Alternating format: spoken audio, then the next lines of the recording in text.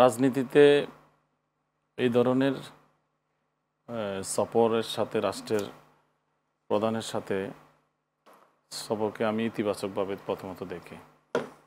এটা খুবই একটি দেশের জন্য, দেশের রাজনীতির জন্য খুবই ইতিবাচক এক্সাম্পল হতে পারে ভবিষ্যতের জন্য, হতে পারে যে যত কাদা ছড়াছড়ি কি দেখছেন, ইতিবাচক ছাড়া আর কি দেখছেন? অন্য যত কাদা ছড়িয়ে থাকুক রাজনৈতিক দলগুলোর মধ্যে, এমন তো না শুধু রাজনৈতিক দলের সাথে সরকারের বিরুদ্ধেও কাদা ছোড়াছড়ি আমরা দেখেছি। এই সরকার বিএনপির পক্ষ হয়ে কাজ করছে এমন বক্তব্য তো দেখেছি বিএনপি জামায়াতের সেক্রেটারি জেনারেল গোলাম পরওয়ার, তিনি একই কথা বলেছেন। জামায়াতের সেক্রেটারি জেনারেল। তো এগুলি হলো রাজনীতির জন্য, রাজনীতিতে এই সমস্ত কথা বলতে হয়, এরপরে আবার একটা বিষয়তে এক হইতে হয়। যেমন রাষ্ট্রের কমন স্বার্থে, স্বাধীনতা সার্বভৌমত্বের পক্ষে, তখন সব কিছুর ঊর্ধ্বে গিয়ে সবার আগে দেশের প্রশ্নে সবাইকে অনেক কিছু দলীয় স্বার্থ, দলীয় অনেক কিছু স্যাক্রিফাইস করে এক হতে হয়। তার মানে কি জামাত যে আন্দোলন করছে পিআর পদ্ধতি নিয়ে, এটা কি মানে স্বাধীনতা সার্বভৌমত্ব বিষয়টাকে মাথায় রেখে করছেন? বিষয়টা এরকম না, স্বাধীনতা সার্বভৌমত্বের সাথে পিআরের কোনো সম্পর্ক নাই।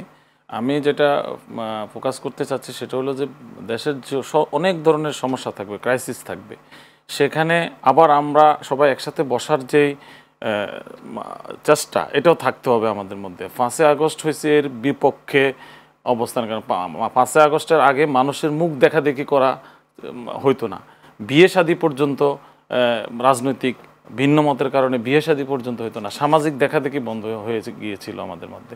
কিন্তু 5ই আগস্টের পরে যেই একটা বন্দোবস্ত, নতুন বাংলাদেশ, সেই বাংলাদেশে এবং যেই ঘটনাটা আপনি বলতেছেন বাংলাদেশে, এগুলি প্রধান দল। আপনি যদি নির্বাচন বলতেছেন যে নিবন্ধনহীন একটা দলকে নিছে, আমি কিন্তু এটা এভাবে দেখি না। আমি মনে করি যে বাংলাদেশের, নতুন বাংলাদেশের যে মহানায়ক তারা বাংলাদেশ, নতুন বাংলাদেশ, আমরা বিএনপি জামাত সবাই এখানে অংশীজন এই আন্দোলনের, সবাই অনেক চেষ্টা করেছে। আজকে 17 বছর ধরে এই স্বৈরাচারী সরকারকে পতনের জন্য নানান ধরনের জীবনের সর্বস্ব দিয়ে মানুষ চেষ্টা করেছে, কিন্তু তারা সেই সফলতাটা আমাদেরকে এনে দিয়েছে। এটা যেভাবে আপনি ব্যাখ্যা করেন, যতভাবে ব্যাখ্যা করেন, সেই দৃষ্টিতে এনসিপিকে আপনি সাথে নিয়ে যাওয়াটাকে আমি দোষের মনে করি না। তার সাথে যে বড় দুইটি দলকে নিয়েছে, এটাতেও আমি দোষের মনে করি না। এখানে 53-31টা দল আছে, এভাবে নেওয়া সম্ভব না।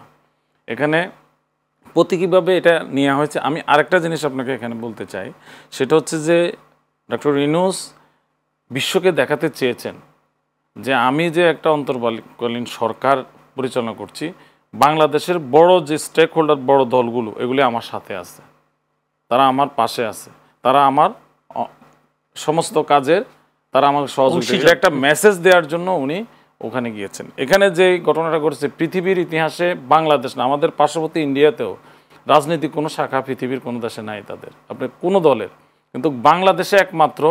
এতে করে আমাদের দেশের কিন্তু বিরাট ক্ষতি হচ্ছে। যারা এই হামলাগুলি করেছে তারা কিন্তু নাগরিক, তাদের কিন্তু কিচ্ছু হবে না, তাদের কিন্তু কোনো সমস্যা হবে না, কিন্তু সমস্যা হবে আমাদের, যারা ওই দেশগুলিতে যেতে চান ভবিষ্যতে, তাদের জন্য প্রবলেম হবে।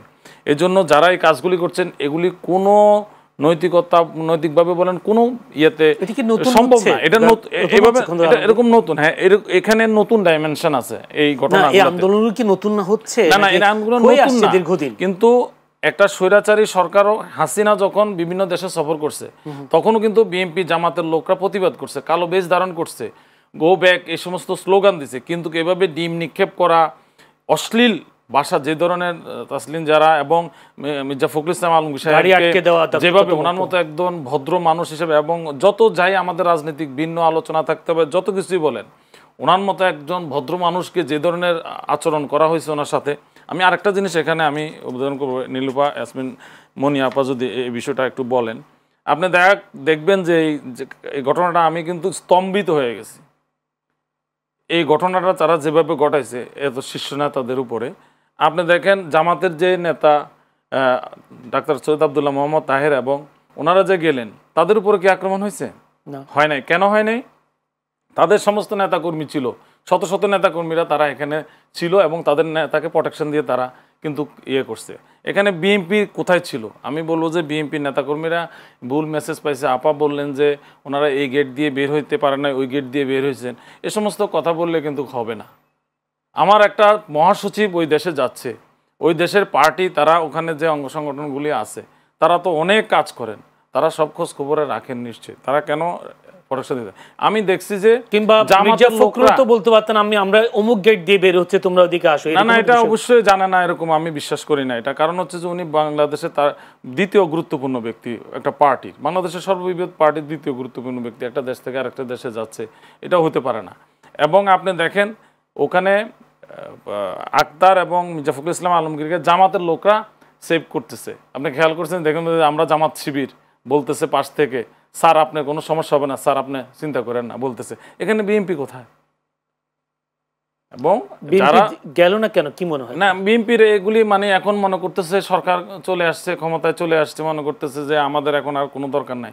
আন্দোলন সংগ্রাম যে একটা লাগাতার জিনিস, এটা হঠাৎ করে চুপসে যাওয়া, হঠাৎ করে পুষ্পরিত এরকম কোনো ব্যাপার না।